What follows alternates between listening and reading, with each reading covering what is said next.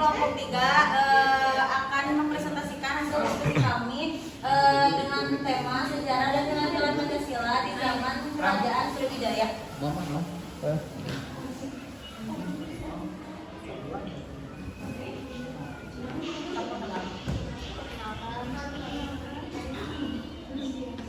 Sebelumnya perkenalkan, nama saya Taufik Hidayat dan teman saya Sri Rahayu, saya Amelia Handraila. Saya Rabi. Saya Wawan Sebastian. Langsung saja yang pertama akan dibacakan oleh Ayo. Untuk yang pertama, latar belakang umum. Proses terbentuknya negara dan bangsa Indonesia melalui suatu proses sejarah yang cukup panjang, yaitu sejak zaman Batu.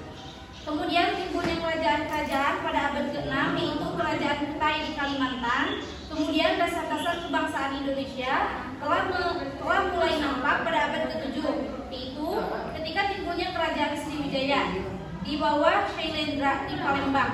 Kemudian muncul Kerajaan Mataram kuno di Jawa Tengah dan Kerajaan Singasari Jawa Timur. Kemudian Kerajaan Majapahit di Jawa Timur serta kerajaan-kerajaan lainnya.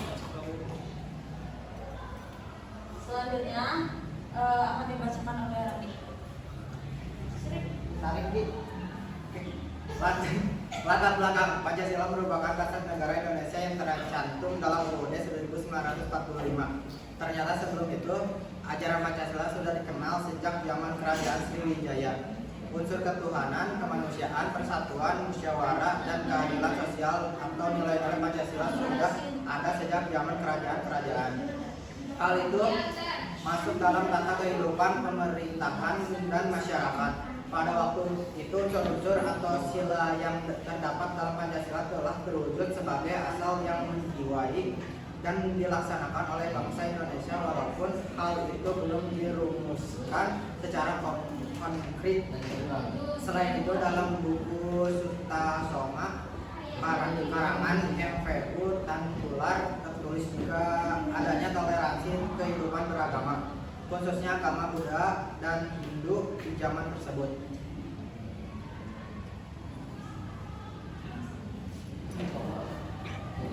Selanjutnya ada sejarah Kerajaan Sriwijaya. Dalam bahasa Sanskerta, Sri berarti bercahaya atau gemilang dan Wijaya berarti kemenangan atau kejayaan. Dengan demikian, nama Sriwijaya bermakna kemenangan yang gemilang. Kerajaan Sriwijaya adalah salah satu kerajaan terbesar dan terkemuka di Nusantara yang berdiri pada abad ke-7 Masehi. Kerajaan ini bercorak Buddha dan berperan sebagai pusat agama, budaya, dan perdagangan di Asia Tenggara dan Asia Timur. Kerajaan ini juga memiliki hubungan erat dengan Jawa sebab relasi raja-rajanya berasal dari Jawa. Kerajaan Sriwijaya didirikan oleh Dapuntah yang Srijayanasa pada abad ke-7 Masehi. Nama pendiri ini diketahui dari beberapa prasasti yang ditemukan di Sumatera Selatan dan Bangka Belitung. Pada masanya, Kerajaan Sriwijaya disebut sebagai kerajaan terbesar kedua setelah Majapahit. Tak hanya itu, Kerajaan Sriwijaya mendapat sebutan kerajaan maritim yang menguasai jalur dagang di Laut Cina Selatan dan Selat Malaka. Posisi strategis membuat Kerajaan Sriwijaya banyak disinggahi pedagang Cina dan India. Kerajaan Sriwijaya disebut mempunyai armada laut yang kuat kala Kerajaan Funan di Vietnam runtuh akibat serangan Kamboja. Sriwijaya mengambil peran penting dalam masalah perdagangan di kawasan Asia Tenggara. Prasasti kedudukan Bukit Satu, Prasasti Calangmur II, dan Prasasti Kota Kapura disebutkan bahwa Dapuntah yang melakukan perjalanan dengan memimpin 20.000 tentara dari Minangkabau ke Palembang, Jambi, dan Bengkulu. Dalam perjalanan tersebut, ia berhasil menaklukkan daerah-daerah yang strategis untuk perdagangan sehingga Kerajaan Sriwijaya menjadi makmur. Slide selanjutnya yaitu nilai-nilai Pancasila di zaman Kerajaan Sriwijaya yang telah diterapkan pada saat atau masa tersebut. Yang pertama itu nilai sila yang pertama, yang dimana terwujudnya dengan adanya agama Buddha dan Hindu yang hidup berdampingan secara damai. Pada Kerajaan Sriwijaya terdapat pusat kegiatan pembinaan dan pengembangan agama Buddha.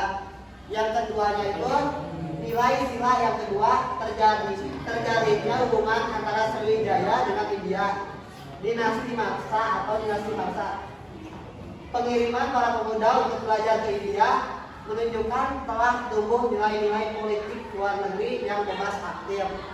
Kemudian nilai sila yang ketiga yaitu sebagai negara maritim, Kerajaan Sriwijaya telah menerapkan konsep negara kepulauan sesuai dengan konsep wawasan Nusantara. Kemudian nilai sila yang keempat, pada Kerajaan Sriwijaya telah memiliki kedaulatan yang luas meliputi Siam dan Semenanjung Melayu atau Indonesia sekarang. Kemudian yang terakhir itu nilai sila yang kelima, bahwa Kerajaan Sriwijaya menjadi pusat pelayanan dan perdagangan sehingga kehidupan rakyatnya sangat makmur. Selanjutnya akan dibacakan oleh Zahwa. Dengan pemerintahan di Kerajaan Sriwijaya, kehidupan politik di Kerajaan Sriwijaya menganut sistem kedaulatan, kedatuan. Hal ini menunjukkan kemajuan sistem politiknya.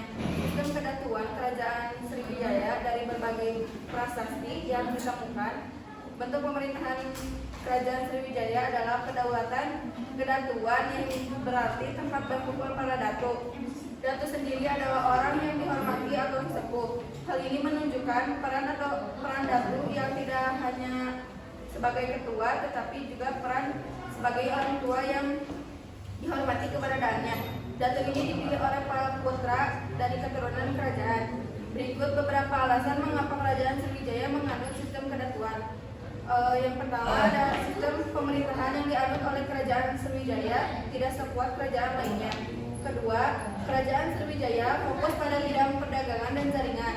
Ketiga, Sriwijaya disebut kedatuan karena adanya proses penyebaran agama Buddha yang kuat di Indonesia hingga Asia Tenggara.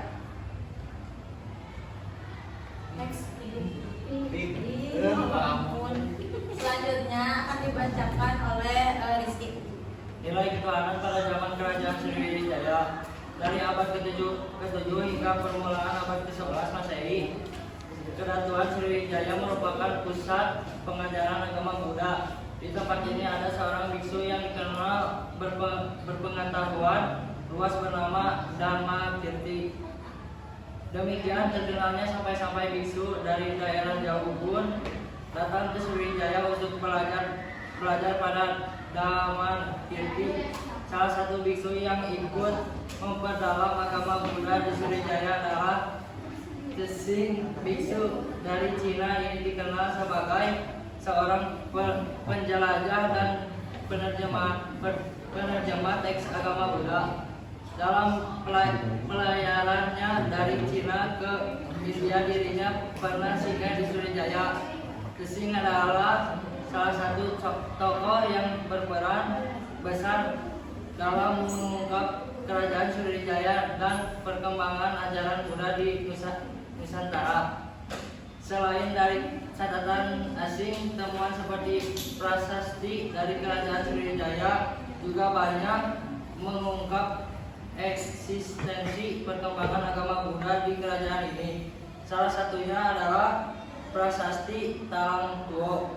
Ditulis dalam prasasti itu, Dapunta yang Srijayanaga berusaha menjadikan Imperium Sriwijaya sebagai pusat pendidikan ilmu pengetahuan serta pusat pengajaran agama Buddha di tingkat perguruan tinggi yang diperguru oleh seorang bernama Parmapala. Dapat disimpulkan nilai-nilai yang mungkin mencerminkan semangat Pancasila di zaman Kerajaan Sriwijaya. 1. Selalu adanya toleransi beragama. 2. Keadilan dan kesejahteraan yang didapat rakyat Kerajaan Sriwijaya. 3. Semangat berjuang. 4. Serta selalu menjalin hubungan baik atau memperbaiki serta memperluas relasi. Slide selanjutnya akan dijelaskan oleh Taufik. Di sini slide terakhir tentang kesimpulan bahwa penyerapan nilai-nilai Pancasila tersebut telah tercermin dalam perjuangan bangsa, yakni anti penjajahan, hingga akhirnya perumusan Pancasila digaungkan sebagai dasar negara Indonesia.